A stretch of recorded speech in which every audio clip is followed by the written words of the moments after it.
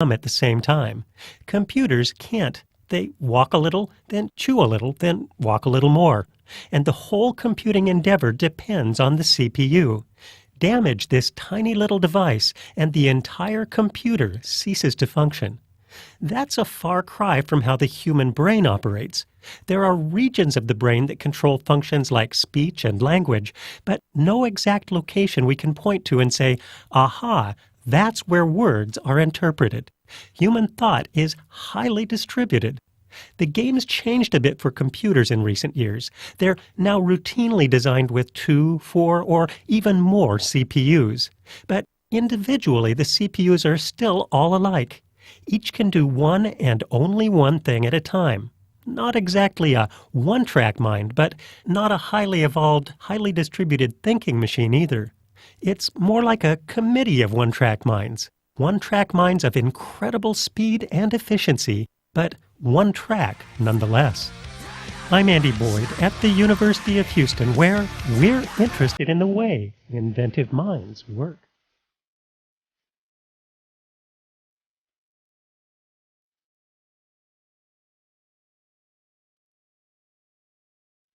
A transcript of this Engines of Our Ingenuity episode number 2802 is online at uh.edu/engines. Additional episodes are available by podcast.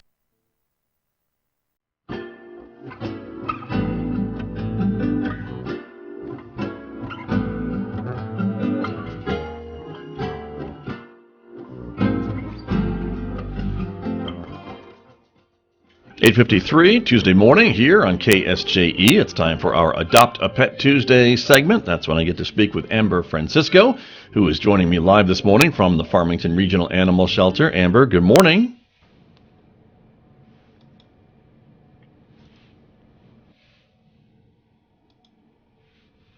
Amber, can you hear me okay? Well, we just had her on the phone a few minutes ago. Amber, are you still there? We are not hearing you for some reason. Hold on, everyone.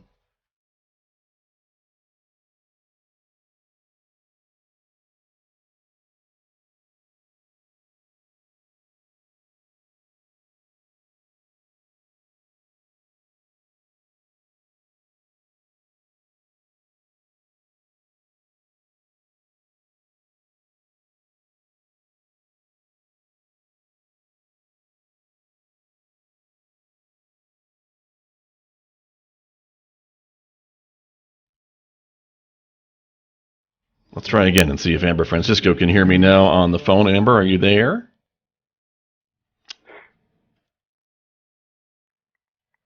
She is not, but I can hear her.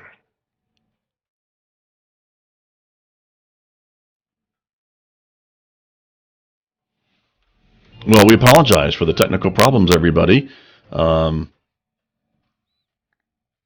Let me go through some of the pets that are available. At least we can show them to you in the time that we have remaining this morning. And I'm sorry that Amber is not available to talk to us about the pets. But the shelter is full, I know.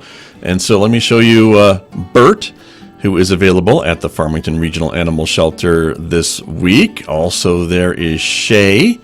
Shay is available at the shelter. And we also have a couple of cats to show you. Carrot is there. Carrot is ready to be adopted to a forever home, and also there is Score, another kitten at the shelter that's available to be adopted as well. So those are the 4 animals that we have on the list this week, but there are many, many more, and I know Amber would encourage me to have you go down and check them out, or go to pettango.com, which is where all the animals are listed who are up for adoption from the Farmington Regional Animal Shelter. They are all available as well. The shelter open 11:30 to 5:30, 6 days a week, so you can check them out. And of course, do check out the shelter too. And maybe you have a missing pet from fireworks, or maybe a pet ran off. Do check the shelter and see if maybe your pet has wound up at any of the regional shelters as well, not just the Farmington shelter. But we hope that you will check that out if you have a missing pet as well. Thank you very much for joining me this morning, everyone. Sorry for the technical issues, but we'll be back, of course, tomorrow morning, a little after 8 o'clock, with my guest from the Farmington Public Library. So I hope you'll join us tomorrow morning right here on KSJE.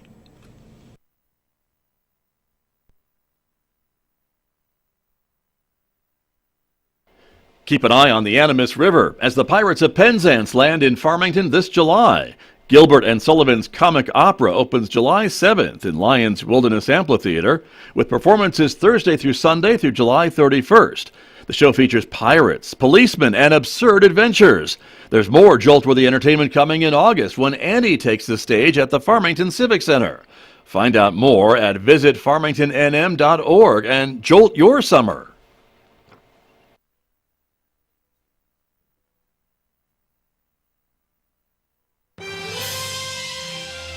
Before they could build the Panama Canal, American engineers had to clean the place up, and that meant eradicating malaria and yellow fever. A Moment in Time with Dan Roberts. For time immemorial, disease had been the curse of the tropics. Thousands died before the French gave up the quest for a canal in the 1880s. When the Americans took over the construction of the canal in 1904, the isthmus was still an unhealthy place to live and work. The Isthmian Canal Commission's sanitary officer was Colonel William Crawford Gorgas, 49 years old, a courtly white-haired man whose humorous eyes and sunny Alabama manner, according to David McCullough, concealed a marvelous tenacity. Following the methods of Dr. Walter Reed, who had banished malaria from Havana, Cuba, Gorgas went after the mosquito, which he believed was the source of disease. He discovered that no serious effort was in place to prevent the insects from breeding. Even hospitals had no window screens and placed bed legs in dishes of water to deter ants from spreading. Indeed, pools of stagnant water were everywhere. In them, billions of mosquito eggs matured, ready to hatch and spread infection. After one particularly severe outbreak of yellow fever in 1905, commission leaders finally gave Gorgas the go-ahead. Next time, the medical miracle of Panama. At the University of Richmond School of Professional and Continuing Studies, this is Dan Roberts.